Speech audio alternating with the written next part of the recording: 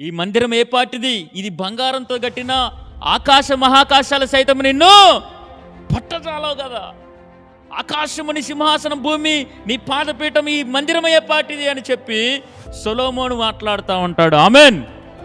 అందుకే ఈ మందిరాన్ని నీ ఇంట్లోకి తీసుకెళ్ళలేవు, ఈ మందిరాన్ని హాస్పిటల్కి తీసుకెళ్ళలేవు, ఈ మందిరాన్ని నీ కూతురు దగ్గరికి పంపలేవు, కానీ దేవుడి సన్నిధిని నీ కూతురు దగ్గరికి పంపించవచ్చు. స్తోత్రం కలుగునుగాక.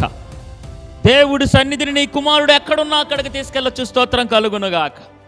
నువ్వు వెళ్ళాలంటే శతాధిపతి వచ్చి ఆయన నిలబడతాడు. అయ్యా, నా ఇంట్లో దాసుడు అనారోగ్యంతో ఉన్నాడంటే ఆయన అంటాడు, యేసుప్రభు నేను వస్తాపా అంటే, నువ్వు రావద్దు కానీ నీ మాట మాత్రము సెలవు. ఈ స్తోత్రం కలుగునుగాక.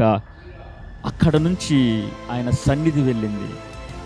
దేవుడు సన్నిధి అక్కడికి వెళ్ళి ఆ రోగంతో ఉన్న వ్యక్తిని స్వస్థపరిచింది. స్తోత్రం కలుగునుగాక.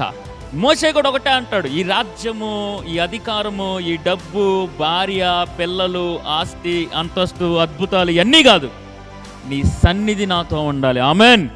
కూతురు, కొడుకు, కోడలు, మనవడు, మనవరాలు, ఇల్లు, డబ్బు, ఆస్తి, అంతస్తు ఇవన్నీ కాదు, ఈ 2026లో నీ సన్నిధి నాకు తోడుగా ఉండాలి.